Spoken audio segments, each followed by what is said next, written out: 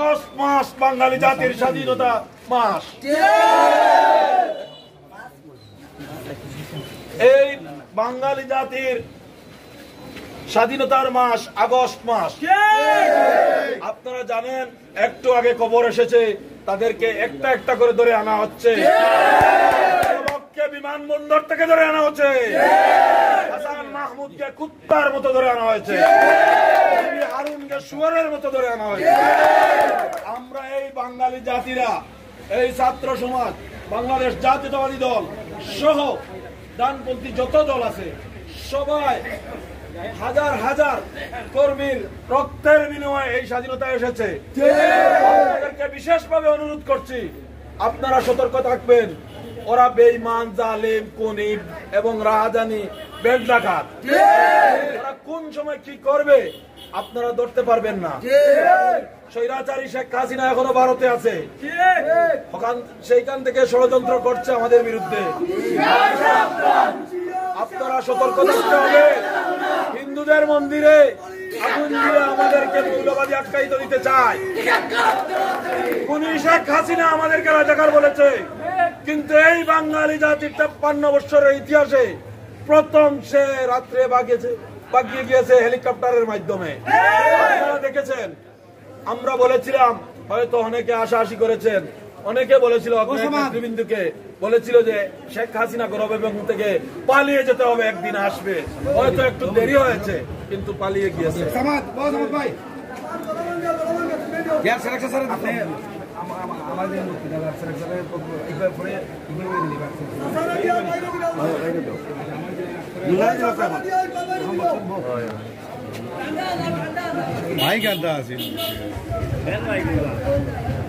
এখন বক্তব্য নিয়ে আসছেন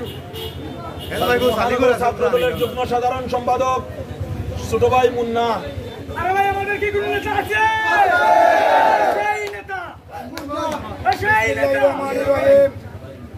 বাংলাদেশ জাতীয়তাবাদী ছাত্রদল, বিএনপি, যুবদল, স্বেচ্ছাসেবক দল, শ্রমিক দল এবং আমাদের সকল অঙ্গ সংগঠন কর্তৃক এবং আমাদের আপামর দেশবাসী কর্তৃক আয়োজিত আজকের মিষ্টি সমাবেশ, শান্তি সমাবেশ, বিজয় সমাবেশে উপস্থিত আজকে সবার সম্মানিত প্রধান অতিথি, জকিগঞ্জের মাটি ও মানুষের নেতা, জকিগঞ্জ উপজেলা পরিষদের সাবেক সকল চেয়ারম্যান, জকিগঞ্জের সকল পৌর মেয়র, আমার নেতা জননেতা জনাব ইকবাল আহমদ তাফাদার ভাই। মঞ্চে উপস্থিত আছেন সিলেট মহানগর শ্রমিক দলের সংগ্রামী সাধারণ সম্পাদক শ্রদ্ধাভাজন বড় ভাই জনাব লিটন চৌধুরী সহ আরো অন্যান্য নেতৃবৃন্দ। সভাপতিত্ব করছেন জকিগঞ্জের আমাদের বিএনপিতে যিনি দীর্ঘদিন ধরে ত্যাগ স্বীকার করে চলছেন, আমাদের সকলের মুরব্বী শ্রদ্ধেয় চাচা জনাব চেরাগ আলী। আমি সিলেট মহানগর ছাত্র দলের পক্ষ থেকে সকালকে সংগ্রামী শুভেচ্ছা জানাই এবং আমার সাথে তাল মিলিয়ে আলহামদুলিল্লাহ বলার জন্য অনুরোধ করছি। সবাই বলি আলহামদুলিল্লাহ। সুপ্রিয় এলাকাবাসী, আমি আপনাদের এই এলাকার সন্তান। এই এলাকায় আমার জন্ম হয়েছে। আমার রাজনৈতিক শুরু, ছাত্র রাজনীতির শুরু 2008 সালে। সবে মাত্র আমি এসএসসি পাশ করে এইচএসসিতে ভর্তি হয়েছিলাম।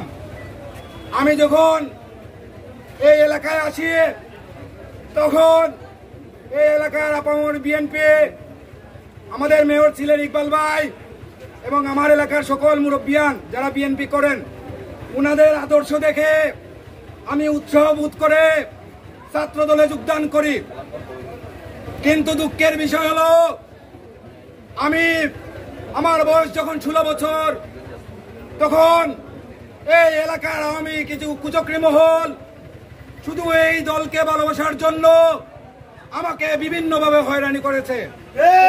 এর সাথে আপনারা, কারণ আমি দীর্ঘদিন এই বাজারে রাজনীতি করেছি, আমার জানা মতে আমি কোনো মানুষের সাথে খারাপ আচরণ করি নাই, আমি কোনো মানুষের কাছ থেকে অর্থ লুট করি নাই, চুরি করি নাই, জুয়া খেলি নাই, গাঁজা খাই নাই।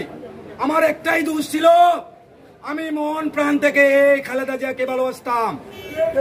ঠিক আমার মতো আমার পাশে যিনি উপস্থিত, আমার শ্রদ্ধেয় চেরাগ চাচা, সামাদ ভাই, সিরাজ চাচা সহ অসংখ্য নেতৃবৃন্দকে, দিনের পর নাজিম ভাই, হারুন ভাই সহ অসংখ্য নেতৃবৃন্দকে, আমার কিছু সংগ্রামী ছোট ভাইয়ের আছে, নৌকার মধ্যে, হাওরের মধ্যে আমাদের বাসস্থান হয়েছে।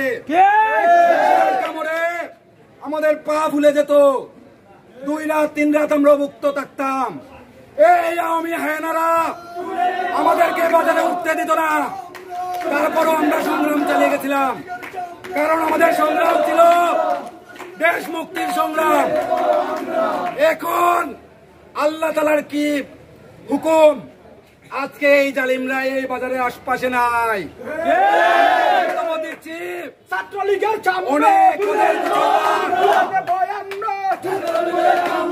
ওদের অনেক গুজরা শুনতে পাচ্ছে।